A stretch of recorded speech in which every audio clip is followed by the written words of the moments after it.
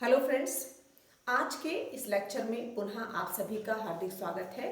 आज का जो हमारा चर्चा का विषय है वह है council of ministers and cabinet, अर्थात जो मंत्री परिषद है और मंत्रिमंडल है उन दोनों में क्या अंतर पाया जाता है और ये जो अंतर है ये किन आधारों पर पाया जाता है। आज के इस लेक्चर में मैं इस पर चर्चा करूंगी। इससे पहले मैं संघीय कार्यपालिका के ऊपर अलग से एक वीडियो बनाकर डाल चुकी हूँ, जिसमें जो संघीय कार्यपालिका है उसका गठन किस प्रकार से होता है, उसके क्या कार्य हैं, कौन कौन सी भूमिका का संपादन कार्यपालिका के द्वारा किया जाता है, उसमें चर्चा की गई है। और आज के इस लेक्चर में जो ये मंत्री परिषद है और मंत्रिमंडल है, इन दोनों में क्या अंतर है, मैं इस पर बात करूंगी। मैं प्रोफेसर अनुपम शर्मा, अध्यक्ष राजनीति विज्ञान एवं मानवाधिकार विभाग, इंदिरा गांधी राष्ट्रीय जनजातीय केंद्रीय विश्वविद्यालय से संबंधित हूँ। मित्रों, जब हम मंत्री परिषद की बात करते हैं तो मंत्री परिषद की जो व्यवस्था है वह संविधान जो है हमारा, उस संविधान के अनुच्छेद जो 74 तो 75 है उसमें की गई है। 74 में ये व्यवस्था है कि राष्ट्रपति को उनके कार्यों में के संपादन में सहायता एवं परामर्श देने के लिए एक मंत्री परिषद होगी जिसका प्रधान प्रधानमंत्री होगा। जबकि जो आर्टिकल 75 है उसमें मंत्री परिषद के का जो नियुक्ति है उसको लेकर बात की गई है कि राष्ट्रपति के द्वारा प्रधानमंत्री की नियुक्ति की जाती है और प्रधानमंत्री की सलाह पर अन्य मंत्रियों की नियुक्ति राष्ट्रपति के द्वारा की जाती है। भारत में संवैधानिक व्यवस्था के अनुसार संसदात्मक शासन व्यवस्था को अपनाया गया है और इस संसदात्मक शासन व्यवस्था के तहत जो राष्ट्रपति है, राष्ट्रपति कार्यपालिका का नाम मात्र का अध्यक्ष होता है, अर्थात सैद्धांतिक शक्तियां जो है वो राष्ट्रपति में निहित होती हैं, लेकिन उन शक्तियों का प्रयोग वास्तव में मंत्री परिषद की सलाह एवं परामर्श पर किया जाता है। तो इस प्रकार से जो भारत में व्यवस्था है उसमें जो राष्ट्रपति हैं वो संवैधानिक हेड हैं और वास्तविक जो शक्तियां हैं वो मंत्री परिषद में या प्रधानमंत्री में निहित होती हैं और उनके माध्यम से राष्ट्रपति के द्वारा उन शक्तियों का प्रयोग किया जाता है। अब हम जो मंत्री परिषद है, इस मंत्री परिषद का गठन कैसे होता है, तो जो मंत्री परिषद में जो नियुक्ति है वो प्रधानमंत्री की जो नियुक्ति है वो राष्ट्रपति के द्वारा की जाती है और राष्ट्रपति के द्वारा अन्य मंत्रियों की जो नियुक्ति है वो प्रधानमंत्री के सलाह एवं परामर्श पर की जाती है। जो मंत्री हैं वो उनके लिए जो योग्यता है वो लोकसभा या राज्यसभा उनमें से किसी एक के सदस्य होने चाहिए और अगर वो सदस्य नहीं है वो उस समय पर, जबकि उनको मंत्री बनाया जाता है, तो अगर वो उस समय पर मंत्री नहीं है तो उन्हें 6 माह के अंदर किसी भी सदन की सदस्यता लेनी होती है और उसके पश्चात वो मंत्री बने रह सकते हैं। ये संवैधानिक प्रावधान है। अब हम अगर इसके संगठन की बात करें, जो इसका स्ट्रक्चर होता है, उस स्ट्रक्चर में कि कितने मंत्री मंत्री परिषद में होंगे, तो मंत्री परिषद के जो सदस्यों की संख्या रही है वो स्वतंत्रता के पश्चात से वो संख्या भिन्न भिन्न रही थी। उसमें सरकारों के द्वारा अपनी आवश्यकताओं के अनुरूप उनकी संख्या निर्धारित की गई थी या मंत्रियों की नियुक्ति की जाती रही थी। और जैसे जैसे भारत में स्वतंत्रता के पश्चात उस परिवर्तन आया था, गठबंधन सरकारों का दौर शुरू हुआ था, तो वहां पर संख्या में वृद्धि होती गई थी। तो इसी को ध्यान में रखते हुए 91 जो संवैधानिक संशोधन है जो 2003 में पारित हुआ था, उसमें जो मंत्री परिषद के सदस्य हैं उनके सदस्यों की संख्या निर्धारित की गई है, अर्थात जो लोकसभा है, लोकसभा के जो सदस्य होते हैं, लोकसभा में जितने सदस्य होते हैं उन सदस्यों में से जो उन सदस्यों का 15% जो संख्या है वह मंत्री परिषद की संख्या होती है। इसमें प्रधानमंत्री को मिलाकर ये संख्या रखी गई है। तो इस प्रकार से जो ये संख्या है वो 15% तक अधिकतम हो सकती है। अगर हम उत्तरदायित्व की बात करें, चूंकि संसदात्मक शासन व्यवस्था में जो उत्तरदायित्व है एक सामूहिक उत्तरदायित्व होता है, एक व्यक्तिगत उत्तरदायित्व होता है। जब हम व्यक्तिगत उत्तरदायित्व की बात करते हैं तो जो मंत्री परिषद के सदस्य हैं वो राष्ट्रपति के इच्छा पर्यंत जो है वह मंत्री परिषद के सदस्य बने रह सकते हैं। और जब हम कलेक्टिव रिस्पॉन्सिबिलिटी की बात करते हैं, सामूहिक उत्तरदायित्व की बात करते हैं, तो ये जो उत्तरदायी है ये लोकसभा के प्रति उत्तरदायी होते हैं, क्योंकि लोकसभा जो है ये जनता का चुना हुआ एक सदन होता है, चुने हुए प्रतिनिधि इसमें होते हैं, तो इसलिए इनका जो उत्तरदायित्व है वो यहाँ पर होता है। सामूहिक उत्तरदायित्व में जो एक और चीज विशेषता है संसदीय शासन व्यवस्था में, वह है कि अगर मंत्री परिषद के किसी भी मंत्री के विरुद्ध अविश्वास प्रस्ताव लाया जाता है या वो पास हो जाता है, तो उसमें जो प्रस्ताव है वो संपूर्ण मंत्री परिषद पर माना जाएगा, अर्थात वो अविश्वास प्रस्ताव सभी मंत्रियों पर समान रूप से लागू होता है कि जो एक मंत्री है अगर किसी कारण से वो अविश्वास प्रस्ताव आया है तो उसके लिए वह मंत्री अकेला जिम्मेदार नहीं, बल्कि जो सामूहिक रूप से मंत्री परिषद है वो उसके लिए उत्तरदायी होती है। इसलिए जो इंडिविजुअल एंड कलेक्टिव रिस्पॉन्सिबिलिटी है उस व्यवस्था को भारत में मंत्री परिषद के ऊपर लागू किया जाता है। अब ये जो मंत्री परिषद है, क्योंकि जो प्रश्न है, जो कंफ्यूजन है वो यहाँ से आरंभ होता है कि सामान्यतः मंत्री परिषद को और मंत्रिमंडल को एक समान रूप से प्रयोग किया जाता है, क्योंकि मंत्रिमंडल अलग चीज है और मंत्री परिषद अलग चीज है, तो ये जो एक पर्यायवाची शब्द के रूप में प्रयोग किए जाते हैं ये दोनों अलग हैं। अगर हम मंत्री परिषद की रचना को देखें तो मंत्री परिषद की जो रचना है, काउंसिल ऑफ मिनिस्टर्स की जो रचना है, उसमें एक cabinet rank, minister of state and deputy ministers. अगर हम इन्हें देखें तो जो एक रैंक है जिसमें कैबिनेट मिनिस्टर्स होते हैं, दूसरे मिनिस्टर ऑफ स्टेट्स हैं और तीसरे डिप्टी मिनिस्टर्स हैं। ये जो कैबिनेट मिनिस्टर्स होते हैं बेसिकली ये वो मंत्री होते हैं जो बहुत सीनियर मिनिस्टर्स होते हैं, पद में जिनका स्थान जो है रैंक के आधार पर ऊंचा होता है इन दोनों कैटेगरी के आधार पर। और दूसरी चीज है ये जो कैबिनेट स्तर के मंत्री होते हैं ये जिन विभागों की अध्यक्षता करते हैं उनमें वो बड़े विभाग हैं।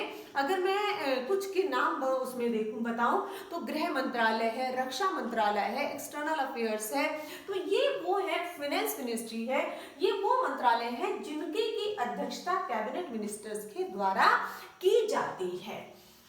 मिनिस्टर ऑफ स्टेट्स की जब हम बात करते हैं तो मिनिस्टर्स ऑफ स्टेट में दो तरीके के मंत्री होते हैं। एक मंत्री वो है जो कि कैबिनेट मिनिस्टर्स को यहां पर उनको सहायता प्रदान करते हैं, अर्थात कैबिनेट मिनिस्टर्स के अधीन काम करते हैं। और जो दूसरे मंत्री होते हैं वो है जो स्वतंत्र प्रभार के मंत्री होते हैं।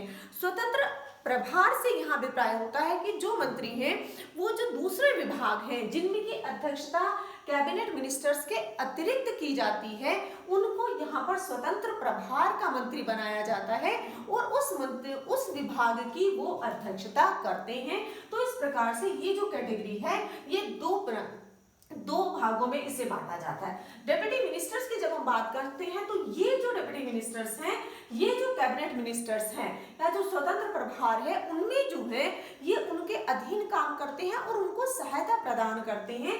जो प्रशासकीय कार्य है वो यहाँ पर डिप्टी मिनिस्टर्स के द्वारा किया जाता है।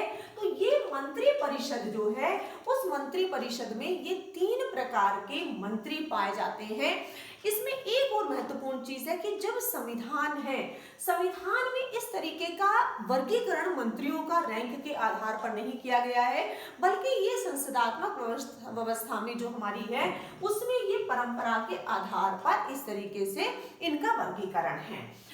अगर हम अब इन दोनों में जो अंतर देखें कि वो अंतर क्या पाया जाता है कि मंत्री परिषद में और मंत्रिमंडल में, जो मंत्री परिषद होती है उस मंत्री परिषद में जो प्रधानमंत्री हैं वो जो परिषद है ही stand at the top of all the minister. जो सारे मंत्री हैं उनमें सबसे ऊपर जो है वो प्रधानमंत्री होते हैं। तो इस प्रकार से ये मंत्री परिषद का गठन होता है। अब हम देखते हैं कि इन दोनों में जो अंतर है उन अंतर का आधार क्या है, difference between cabinet and council of ministers.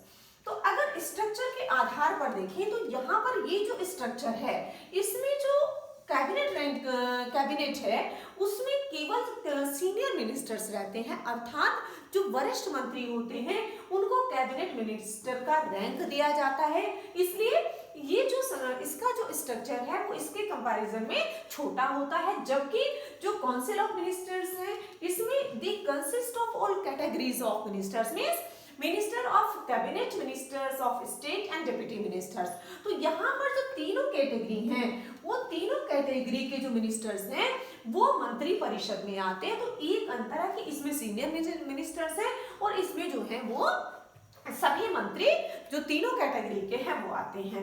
अगर इसके स्टेटस की बात करें तो जो काउंसिल ऑफ मिनिस्टर हैं उनमें जो उनको कॉन्स्टिट्यूशनल बॉडी है एक ये, क्योंकि जो मूल संविधान है, जब संविधान बना है तो वहीं पर ये जो कॉन्स्टिट्यूशन का अनुच्छेद है 74 तो 75 में जो व्यवस्था की गई है ये संविधान के मूल स्ट्रक्चर में, मौलिक जो ढांचा है उसमें व्यवस्था की गई है। जबकि इसको जो कॉन्स्टिट्यूशनल स्टेटस मिला है वो संविधान का में जो 44th संवैधानिक संशोधन हुआ है, कॉन्स्टिट्यूशनल अमेंडमेंट हुआ है 1978 में, उसमें जो अनुच्छेद 352 है उसमें इसे जोड़ा गया है। तो जो कैबिनेट का स्टेटस है वो इस संवैधानिक संशोधन के बाद इसको मिला है। अगर मीटिंग की हम बात देखें, चूंकि भारत में जो संसदात्मक शासन व्यवस्था है जिसमें कि अधिकतर जो कार्य हैं व्यवहार रूप में मंत्री परिषद के द्वारा जिन शक्तियों का प्रयोग किया जाता है, तो किस प्रकार से व्यवस्थापन कार्य होता है, किस प्रकार से नीतियों का क्रियान्वयन होता है, तो वह मंत्री परिषद के द्वारा किया जाता है। अब ये जो मीटिंग की अगर हम बात करें तो जो कैबिनेट होती है उसकी जो मीटिंग होती है वो फ्रीक्वेंटली होती है, अर्थात जो या तो साप्ताहिक आधार पर हम देख सकते हैं या कभी थोड़ा टाइम उसमें ज्यादा होता है, लेकिन ये मीटिंग काउंसिल ऑफ मिनिस्टर के स्थान पर ये जल्दी होती है जबकि ये कम होती है। रीजन इसमें क्या है कि चूंकि जो भी मेजर डिसीजन लिए जाते हैं वो कैबिनेट के द्वारा लिए जाते हैं और इनकी संख्या कम होती है। कम होने के कारण जो मीटिंग का फ्रीक्वेंसी है वो इसमें यहाँ पर जल्दी जल्दी होती है, वो उसमें टाइम लगता है। अब जो आकार है, आकार बहुत महत्वपूर्ण है। यहाँ अगर हम देखें तो जो कैबिनेट है, कैबिनेट पूरे मंत्री परिषद का एक कोर पार्ट है। तो जो कोर पार्ट है उसमें जो मंत्रियों की सदस्य संख्या है वो 15 से 20 के आसपास होती है, अर्थात जो कैबिनेट रैंक के मंत्री होते हैं वो 15 से 20 होते हैं और जो काउंसिल ऑफ मिनिस्टर में होते हैं वो 60 से 70 मंत्री होते हैं। ये डिपेंड करता है सरकार के ऊपर, प्रधानमंत्री के ऊपर कि वह किस प्रकार से मंत्री जो हैं उनका वो विभागों के आधार पर उनको नियुक्त कराने के लिए राष्ट्रपति को सलाह देते हैं। तो जो यहाँ पर सदस्य संख्या है 15 से 20 है और वहां पर 60 से 70 है। अब जो प्रमुख कार्य है उन प्रमुख कार्य मंत्री परिषद के कौन से हैं, मंत्रिमंडल के कौन से हैं। मंत्री जो मंडल है, मंत्रिमंडल में जो भी मेजर डिसीजंस हैं वो मंत्रिमंडल के द्वारा लिए जाते हैं, क्योंकि जो इनकी बैठकें होती हैं उनकी अध्यक्षता प्रधानमंत्री के द्वारा की जाती है और चूंकि जो बैठकें हैं वो लगातार होती रहती हैं, जल्दी जल्दी होती हैं, तो जो भी डिसीजन लिए जाते हैं वो कैबिनेट के द्वारा लिए जाते हैं। और जो काउंसिल ऑफ मिनिस्टर्स है उसमें वो क्या काम करते हैं, वो जो भी डिसीजंस कैबिनेट के द्वारा लिए जाते हैं उनको लागू करने का काम जो है वो मंत्री परिषद के द्वारा किया जाता है, जबकि मंत्रिमंडल के द्वारा वो डिसीजन लिए जाते हैं। जो डिसीजन मंत्रिमंडल के द्वारा लिए जाते हैं वो बाइंडिंग होते हैं किसके ऊपर, जो मंत्री परिषद होती है, अर्थात अगर हम कहें जो भी फंक्शंस हैं मंत्री परिषद के आर डिटरमिन्ड बाय कैबिनेट। जो भी कैबिनेट डिसीजन लेती है वो जो मंत्री परिषद है उस मंत्री परिषद के ऊपर वो लागू होते हैं या उन्हें वो कार्य करने होते हैं। तो अगर हम इन आधारों पर देखें, स्ट्रक्चर के आधार पर, स्टेटस के आधार पर, मीटिंग के आधार पर, साइज के आधार पर और फंक्शन के आधार पर, क्योंकि कार्य इसलिए महत्वपूर्ण है, भारत में संसदात्मक शासन व्यवस्था है। संसदात्मक शासन व्यवस्था के परिणाम स्वरूप जो व्यवस्थापिका है और कार्यपालिका है उन दोनों में एक क्लोज रिलेशन पाया जाता है। क्यों? क्योंकि जो मंत्रियों की नियुक्ति होती है वो मंत्री वो जो पार्लियामेंट है उसके सदस्य होते हैं। पार्लियामेंट के सदस्य होने के कारण दोनों में एक संबंध पाया जाता है। और जो लोकसभा है उसका जो अगर हम कहें उसके प्रति ये उत्तरदायी होते हैं। तो इस प्रकार से जो व्यवस्थापिका और कार्यपालिका की जो भूमिका है उसमें जो यहाँ पर अध्यक्षात्मक शासन व्यवस्था की तुलना में अंतर पाया जाता है। तो इस प्रकार अगर हम मंत्री परिषद एवं मंत्रिमंडल को देखें तो वो दोनों गठन के आधार पर अंतर है, दोनों का स्टेटस अलग है, दोनों की जो मीटिंग्स हैं, आकार है, उनमें अंतर पाया जाता है और जो कार्य है उनमें अंतर पाया जाता है। यहाँ पर एक और चीज महत्वपूर्ण है जो इसमें याद रखने की है कि जो मंत्री परिषद है, मंत्री परिषद में जो मंत्री बनते हैं वो या तो लोकसभा के सदस्य होते हैं, राज्यसभा के सदस्य होते हैं, लेकिन जब उत्तरदायी की बात आती है सामूहिक रूप से तो वो दोनों ही सदन के सदस्य हैं। वो किसी के सदस्य सदन के सदस्य हो सकते हैं मंत्री, वो लोकसभा के प्रति ही उत्तरदायी होते हैं। तो इसमें ये भी एक याद रखने वाला बिंदु है। तो इन आधारों पर मंत्री परिषद एवं मंत्रिमंडल में अंतर पाया जाता है, क्योंकि इससे संबंधित जो प्रश्न हैं वो प्रश्न या तो जो हमारे रेगुलर एग्जाम होते हैं उनमें तो पूछे ही जाते हैं, लेकिन उसके साथ साथ जो प्रतियोगी परीक्षाएं होती हैं, कॉम्पिटिटिव एग्जाम्स होते हैं, उनमें भी ये क्वेश्चंस पूछे जाते हैं। तो इससे पहले जो व्यवस्थापिका है, कार्यपालिका है, न्यायपालिका है, इनके ऊपर अलग से पहले मैं वीडियो बनाकर डाल चुकी हूँ। और इस तरीके के जो प्रश्न हैं या इस तरीके के जो विषय हैं उनको ध्यान में रखते हुए इसके ऊपर मैंने दोनों में क्या अंतर होता है इसके ऊपर विस्तृत रूप से चर्चा की है। इसी के साथ आप सभी का बहुत बहुत धन्यवाद।